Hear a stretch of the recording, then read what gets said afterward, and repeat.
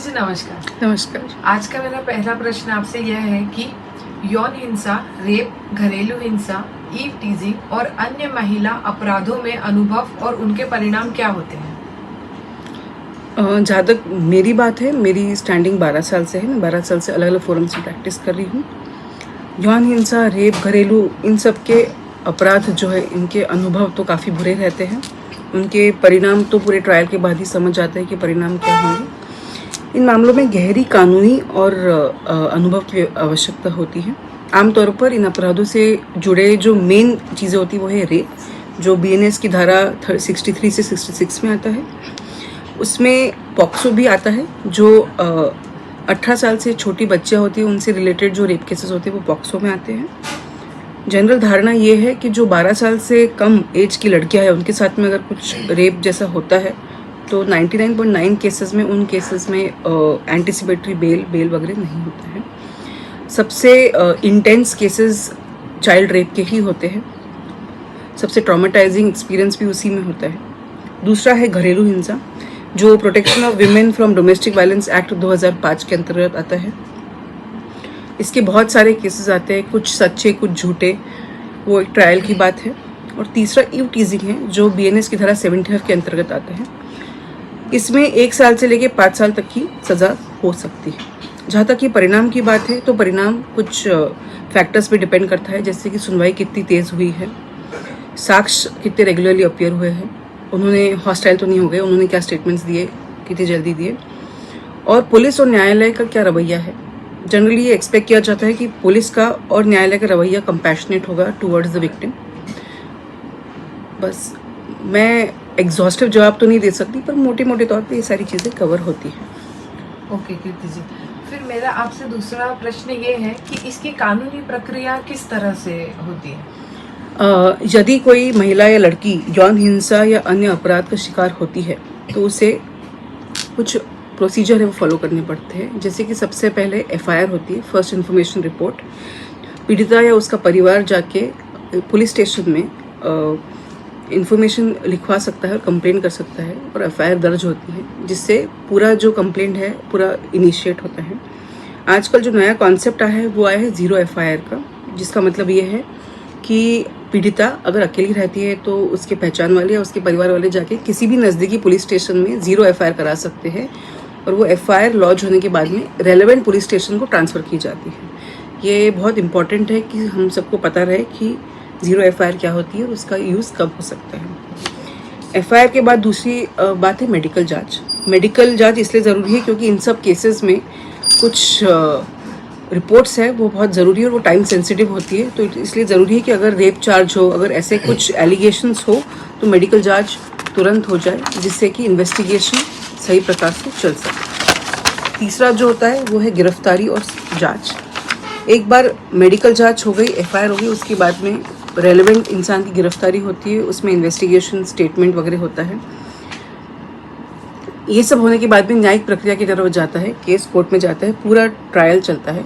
Trial में cross examination होता है, बहस होती है। ये सब होने के बाद में उसकी फैसला और सज़ा होती है। अगर कन्विक्शन होता है तो फैसला होता है, और अगर एक्विटल होता है तो बाइज्जत बरी कर दिया जाता है।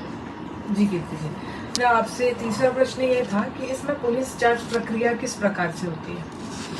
इसमें पुलिस जांच के मोटे मोटे तौर पर यह प्रोसीजर है, जो अलग अलग सेक्शन के हिसाब से वेरी कर सकता है, पर इन जनरल कॉमन स्टेप्स ये है कि पीड़िता को विस्तृत बयान लिखना पड़ता है।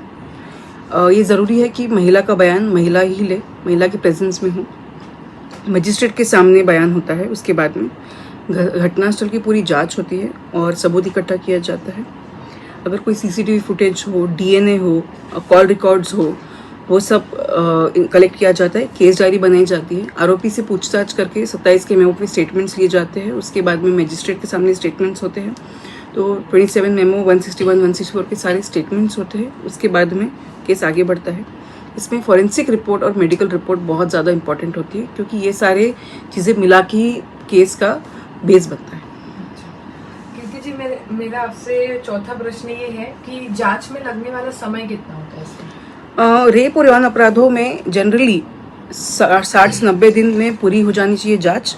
फास्ट ट्रैक कोर्ट जांच के बाद जब कोर्ट फास्ट ट्रैक कोर्ट्स में केस जाता है तो ये केसेस स्पेशली इसलिए बनाए गए हैं जिससे कि इन सब केसेस का जल्दी से निराकरण हो। तो फास्ट ट्रैक कोर्ट्स में 6 महीने से लेकर 1 साल तक में पूरा ट्रायल कंप्लीट करके फैसला देना होता है। कई बार इससे कम भी समय लगता है, पर इन जनरल इतना ट्रायल में समय लगता है। उसके बाद अपील की जब स्टेज आती है तो दोनों में से एक पार्टी हमेशा अपील में जाती ही है। अपील में 2 से 5 साल लग सकते हैं क्योंकि पेंडेंसी बहुत ज़्यादा है, तो उसमें कितना समय लगता है ये मैं डिफाइन नहीं कर सकती। जी कीर्ति जी, अब मेरा आपसे 5वां प्रश्न यह है कि इन सब चीज़ों में पीड़िता क्या क्या कर सकती है? देखिए, सबसे इम्पॉर्टेंट है कि ऐसी चीज़ों की कंप्लेंट हो, FIR दर्ज हो। उसके बाद में केस तो अपना चलता रहेगा, उसमें पीड़िता कानूनी सहायता ले सकती है, वकील की मदद न्यायिक तरीके से ले सकती है। वो ये मांग कर सकती है कि सारा जो जांच है वो गोपनीय तरीके से चले, और मुआवजा पाने का भी प्रोविज़न है कि वो मुआवजा पा सके। सरकार के पास ऐसी स्कीम्स होती है जिससे कि वो मुआवजा देते हैं। इसके अलावा मेरा पर्सनली ये भी कहना है कि इतने ट्रॉमा से गुजरने के बाद में इन लड़कियों को साइकोलॉजिस्ट, साइकेट्रिस्ट, थेरेपिस्ट इनके पास भी जाना चाहिए जिससे कि वो ट्रॉमे से बाहर आ सके। जी कीर्ति जी, मेरा आपसे 6ठा प्रश्न ये है कि कोर्ट में इसकी सुनवाई की प्रक्रिया क्या होती है? देखिए, अगेन ये क्वेश्चन काफ़ी स्पेसिफिक सेक्शंस के अकॉर्डिंग होता है, पर जनरली ये होता है कि चार्जशीट फाइल करने के बाद में ट्रायल चालू होता है। ट्रायल में लड़की की गवाही बहुत इंपॉर्टेंट होती है, जो विटनेसेस है उनकी गवाही बहुत इंपॉर्टेंट होती है, क्रॉस एग्जामिनेशन उससे भी ज़्यादा इंपॉर्टेंट होता है। ये सब करने के बाद CCTV footage, forensic reports, DNA ये सब कंसिडर करने के बाद, मेडिकल रिपोर्ट, डॉक्टर की स्टेटमेंट, ये सब लेने के बाद में, सारी कंसिडर करने के बाद जज डिसाइड करता है कि केस बनता है कि नहीं बनता है। जी कीर्ति जी, मेरा 7वां प्रश्न आपसे ये है कि इसमें महत्वपूर्ण साक्ष्य कौन कौन से हो सकते हैं? इसमें सबसे ज़्यादा महत्वपूर्ण मेडिकल रिपोर्ट, पीड़िता का statement, CCTV footage, forensic reports, electronic सबूत, ये इंपॉर्टेंट होते हैं। सर्कमस्टेंशियल एविडेंस अलग अलग भी हो सकते हैं, पर इन जनरल ये सारे बहुत इंपॉर्टेंट होते हैं। जी कीर्ति जी, मेरा 8वां प्रश्न आपसे ये है कि इसमें पीड़िता की गवाही की क्या महत्वता होती है? देखिए, पीड़िता की गवाही अगर ठोस हो और विश्वसनीय होती है तो सबसे बड़ा सबूत वही होता है, उसके आगे बाकी एविडेंस कंसिडर करने की ज़रूरत ही नहीं पड़ती है। अगर ऐसा कुछ हो जाए कि पीड़िता नहीं देख पाई, अंधेरा था वगैरह, तो बाकी चीज़ें भी कंसिडर करनी पड़ती हैं। तो अगर पीड़िता की गवाही ही ठोस हो तो उसका बहुत ज़्यादा महत्व होता है। एक दूसरे केस आते हैं डाइंग डिक्लेरेशन की। अगर कोई पीड़िता डाइंग डिक्लेरेशन देते हैं, उसकी डेथ हो जाती है, उसको डाइंग डिक्लेरेशन कहते हैं, तो उसको रेलेवेंट माना जाता है। भारतीय साक्ष्य अधिनियम की सेक्शन 26A में डाइंग डिक्लेरेशन डिफाइंड है, और अगर कोई मरते हुए स्टेटमेंट देके जाता है तो उसको पत्थर की लकीर माना जाता है।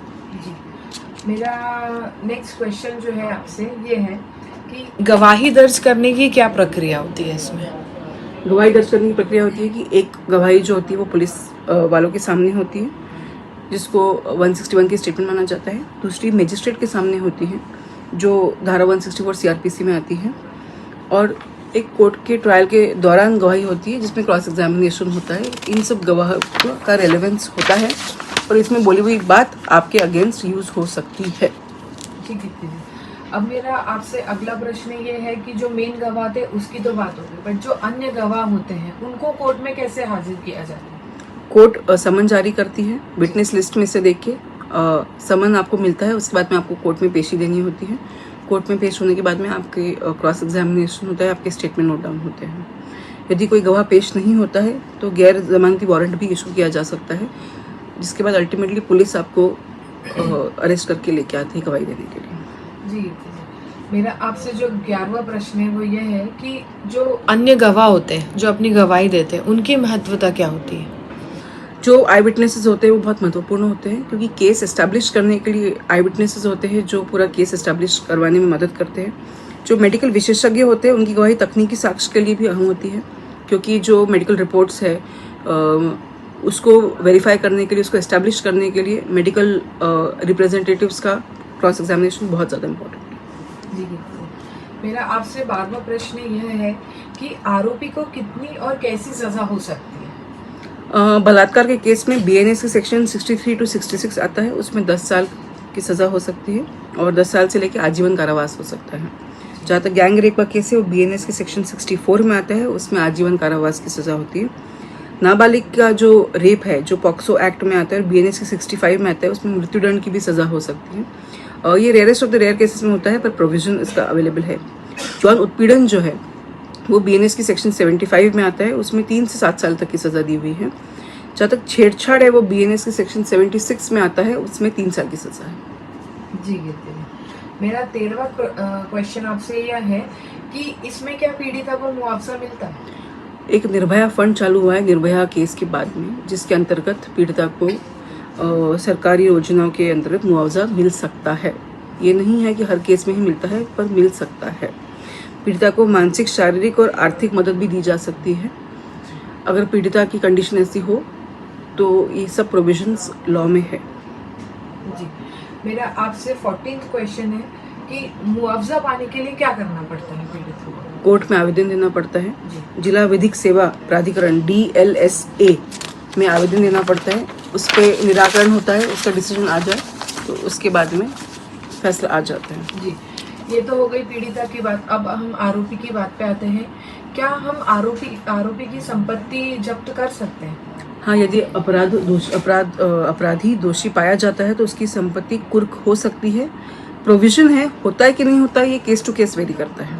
जी, मेरा 16वां प्रश्न आपसे है, इसमें गोपनीयता कितनी महत्वपूर्ण होती है? पीड़िता की पहचान सार्वजनिक नहीं की जा सकती, यहाँ तक कि अगर ऐसा कुछ फीमेल रिलेटेड केस होता है तो उसकी FIR ऑनलाइन भी अवेलेबल नहीं होती है। आप उनको ऑनलाइन एक्सेस नहीं कर सकते, उसको पब्लिकली शो नहीं किया जाता। जब हाईकोर्ट में भी ऐसे केसेस आते हैं तो यूट्यूब की जो लाइव स्ट्रीमिंग है उसमें माइक बंद कर दिया जाता है। अगर रिक्वेस्ट की जाए तो उसमें चेंबर हियरिंग भी हो सकती है। कोर्ट में भी जब हियरिंग पे आता है तो chamber hearing in camera hearing होती है, सबके सामने नहीं होती। लड़की की तरफ कंपैशन दिखाया जाता है और उसकी इमोशंस का वल्नरेबिलिटी का ख्याल रखा जाता है। जी, मेरा आपसे अगला प्रश्न यह है कि पीड़िता को क्या सहायता मिल सकती है? मेडिकल सहायता मिलती है। काउंसलिंग के लिए लोग रखे हुए हैं जो काउंसलिंग करते हैं, और आश्रय गृह भी बनाए हुए हैं कि अगर पीड़िता के पास कहीं जाने के लिए जगह नहीं हो तो आश्रय गृह में जाके भी रह सकती है। वहाँ पे साइकोलॉजिस्ट, साइकेट्रिस्ट आते रहते हैं, वो उनसे बात करके उनको उस ट्रॉमा से बाहर निकालने की पूरी कोशिश करते हैं। जी कीर्ति जी, मेरा आपसे आखिरी प्रश्न यह है कि इसमें निःशुल्क कानूनी सहायता कैसे मिलती है?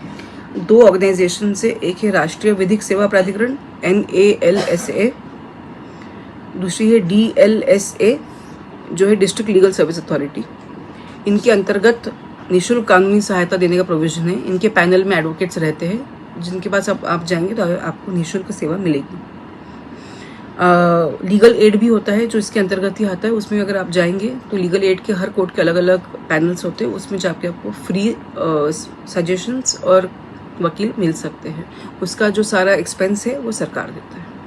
जी कीर्ति जी, बहुत बहुत धन्यवाद आपका, आपने आपका कीमती समय निकाल के हमारे प्रश्न का जवाब दिया।